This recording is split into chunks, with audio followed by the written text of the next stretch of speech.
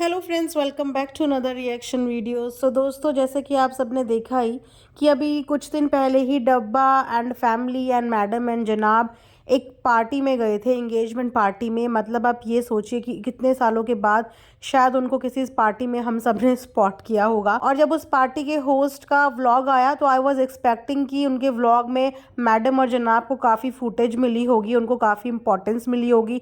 But देखा तो क्या कि मैडम और जनाब का उनके पूरे व्लॉग में कुछ ऐसा खास रोल नहीं था। और मैडम और जनाब का वहाँ पे भी हो गया है पचका। एक तो इतने सालों के बाद मैडम और जनाब ने जैसे कि कसम तोड़ी थी, और कसम तोड़ने के बाद वो किसी पार्टी में गए थे, किसी सोशल फंक्शन में गए थे, और वहाँ पे भी ढंग से उनको शायद ट्रीटमेंट, वो वाला ट्रीटमेंट नहीं मिला, इसलिए वो जिस जगह पे बैठे थे उसी जगह पे हम सबको नजर आए। अब आप सोचोगे कि मैं सडनली इतने दिनों के बाद ये वाली बात क्यों करने वाली हूँ, बिकॉज आगे का पॉडकास्ट इसी के ऊपर बेस होने वाला है, इसलिए पॉडकास्ट को एंड तक आप लोग जरूर सुनना। तो फ्रेंड्स, आपको याद होगा कि एक बार जो है मैडम पुणे गई थी अपनी मम्मी के पास, और उस समय पे मैडम ने अपने परिवार के बहुत सारे सदस्यों से हम सबको व्लॉग में मिलवाया था, वो भी after a very very very long time. I think उस समय भी मैडम के ऊपर उनकी ऑडियंस का काफ़ी प्रेशर था, and audience literally wanted to meet the family of madam की भैया मैडम की फैमिली आखिर है कौन, है कहाँ, क्या क्या फैमिली में कौन कौन सदस्य हैं। तो शायद उसके लिए मैडम वहाँ पे सेपरेट व्लॉग बनाने गई थी। जैसे कि आपने देखा, जनाब तो कभी भी मैडम की फैमिली के किसी भी मेंबर के घर नहीं जाते, चाहे वो मैडम की अम्मी का घर हो, चाहे वो मैडम की मम्मी का या पापा का, किसी का भी घर हो, जनाब उनके घर में कभी कदम नहीं रखते। बट मैडम वहाँ पे गई थी, और उसके बाद मैडम ने अपनी कज़न से, अपनी मासी से, बहुत सारे लोगों से व्लॉग में सबको मिलवाया था, और देख के लग ही रहा था कि वेल एग्जीक्यूटेड पूरा व्लॉग है, फोर्सफुली बनाया हुआ व्लॉग है। लेकिन बात ये होती है कि मैडम के घर में इतनी बड़ी खुशियाँ आई, मैडम के घर में खुशी पे खुशी आई। मैडम की ननद की शादी हुई, मैडम का 2 BHK से 5 BHK हो गया, मैडम की कार आई, और अब सबसे बड़ी खुशी कि मैडम का बेबी हुआ। लेकिन अभी तक भी मैडम ने अपने परिवार के किसी भी सदस्य का जिक्र तक नहीं किया। वो भी मम्मी को बुलाना भी उनकी मजबूरी थी, बिकॉज फिर बेबी की टेक केयर कौन करता। यहाँ पे शर्मीली जी अपने हस्बैंड की टेक केयर नहीं कर पाते, तो उनके बच्चे की टेक केयर क्या करते। तो वहाँ पे उन्होंने मम्मी को तो अपनी बुला लिया, लेकिन मम्मी के अलावा फैमिली के किसी भी और सदस्य का इतने टाइम हो गया, आज आज इनका जो रू बेबी है वो 5 मंथ्स का कंप्लीट हो गया, बट एक बार भी इन्होंने ये नहीं बोला कि मासी का कॉल आया, कजन्स का कॉल आया, या किसी ने मुझे विश किया, या किसी ने मुझे कॉन्ग्रेट्स कहा। और तो और ये मैडम और जनाब इतने ज़्यादा कंजूस हैं, मुझे समझ में नहीं आता कि ऐसा तो नहीं कि एंटी सोशल होने का ये लोग सिर्फ ड्रामा करते हो।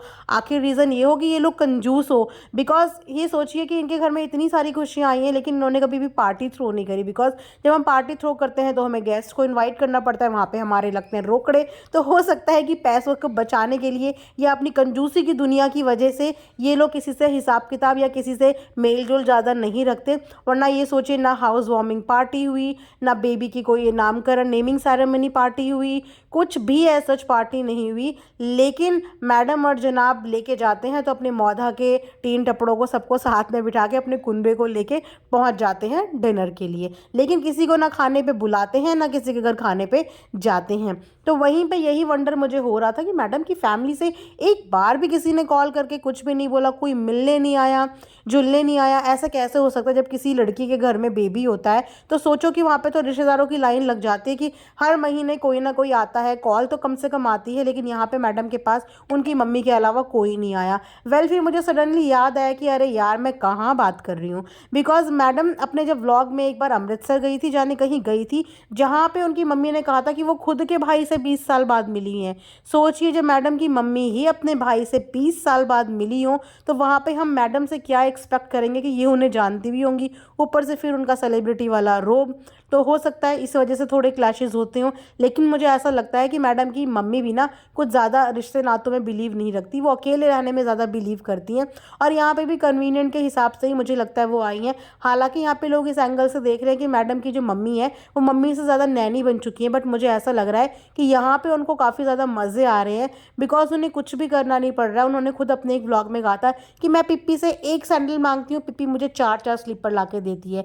तो आई थिंक उनकी तो सारी रिक्वायरमेंट फुलफिल हो रही है, बट हाँ, वो अपनी सिस्टर्स को या फैमिली को मिस कर रही होगी, बिकॉज यहाँ पे शायद वो जो थोड़ा बहुत टाइम बचता है वहाँ पे वो अपने फ्लैट में अकेली होती हैं। और वहाँ पे वो कभी बोर होती थी तो अपनी किसी फ्रेंड के यहाँ चली जाती होंगी, अपनी सिस्टर के यहाँ चली जाती होंगी, तो वहाँ पे उनका मन लगा रहता होगा। वेल यहाँ पे भी उनका मन बेबी के साथ लगा हुआ है, क्योंकि जिस हिसाब से वो बेबी की टेक केयर करती हैं, ऐसा लगता है कि वो घुल मिल गई हैं बेबी के साथ। सो पता नहीं मैडम के इन हिडन राजों में, इन हिडन रिश्तों में, इन कॉम्प्लिकेटेड रिश्तों की सच्चाई क्या है, क्यों इनके रिश्तेदार इनके पास नहीं आते, क्यों जनाब इनके रिश्तेदारी में नहीं जाते, रिश्तेदारी छोड़िए, जनाब इनकी मम्मी पापा के घर पे भी क्यों नहीं जाते। ऐसा क्या रीज़न है कि इतनी ज़्यादा डिफरेंसेस, इतना ज़्यादा डिस्टेंस इन लोगों के बीच में है। जनाब के घर में कोई नहीं आता, जनाब किसी के घर में नहीं जाते। इनफैक्ट अगर आप लोग शूट पे भी नोटिस करोगे तो मैडम के साथ शूट पे कोई भी नहीं होता। मतलब एक सेलिब्रिटी, एक ऑरा होता है कि उसके आजू बाजू कितने सारे लोग होते हैं, कास्ट होती है, क्रूज होते हैं, लेकिन मैडम जब वहाँ जाती हैं तो मैडम के पास कोई नहीं होता, अकेले बैठी होती हैं, कोई बोलने चालने के लिए भी नहीं होता। अगर मीडिया आ गई तो मीडिया से थोड़ी बहुत बात कर ली, उसके अलावा मैडम के इर्द गिर्द कोई नहीं होता। तो समझ में नहीं आता कि किस टाइप का नेचर ये लोग कैरी करके चलते हैं अपने साथ। और उसके बाद व्लॉग में ये लोग हमेशा ये दिखाते हैं, खुश रहिए, प्यार बांटिए, मिलजुल के रहिए। तो प्यार बांटने के लिए इंसान तो होने चाहिए, लोग तो होने चाहिए। किसके साथ प्यार बांटे? मियाँ बीवी के साथ, मियाँ बीवी के साथ, वो तो बांटते ही हैं। लेकिन यहाँ पे आप बात करते हो कि खुश रहिए, प्यार बांटिए, अगल बगल आजू बाजू ऊपर नीचे सब प्यार बांटी। तो आपका प्यार कहाँ है? आपके रिश्तेदार कहाँ हैं? आपके दोस्त यार कहाँ हैं? मैडम के फ्रेंड के नाम पे आज तक कोई फ्रेंड नहीं मिले, मैडम के रिश्तेदारों के नाम पे आजकल कोई रिश्तेदार नहीं मिले।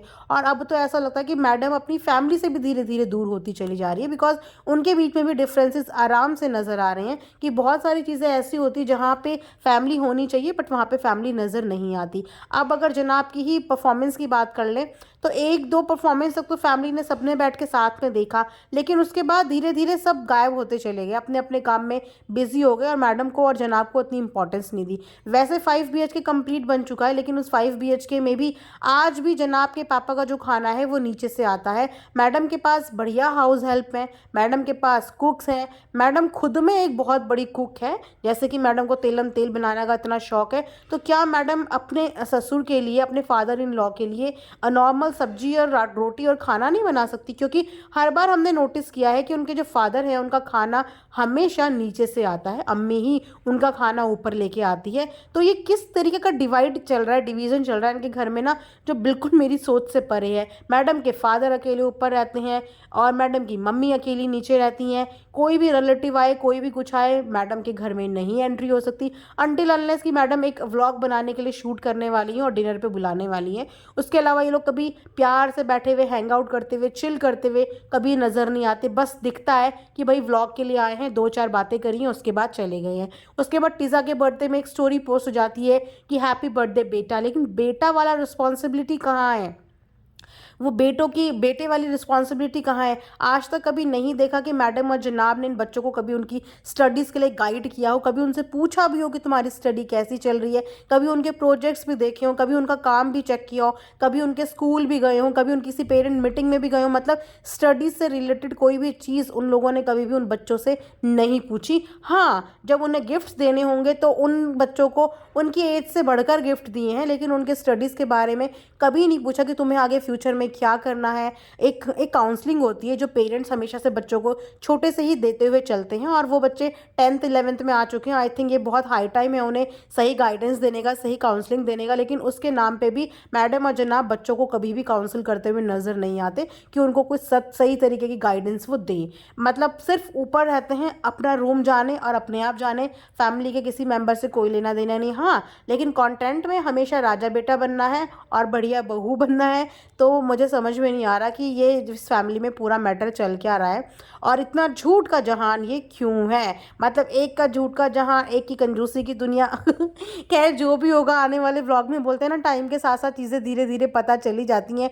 हो सकता है अभी तो छोटे मोटे पचके मैडम ही कर देती हैं, रू बेबी बड़ा होगा तो अपने आप पचकों पे पचका करेगा। अगर इसी तरीके से व्लॉग में रू बेबी को लेते रहे तो देखो, बच्चे तो भगवान का रूप होते हैं, वो तो सच बोल ही देते हैं। तो ऐसा ना हो कि बच्चे के ही मुँह से कभी ना कभी कुछ निकल जाए और मैडम और जनाब का ये जो झूठी दुनिया का जहान है ना, उसका पचका हो जाए। सो ये था मेरा आज का एक रिएक्शन। आई होप आप लोगों को पसंद आया हो। लाइक शेयर एंड सब्सक्राइब ज़रूर करना है। Thanks for watching earth mom Dehradun.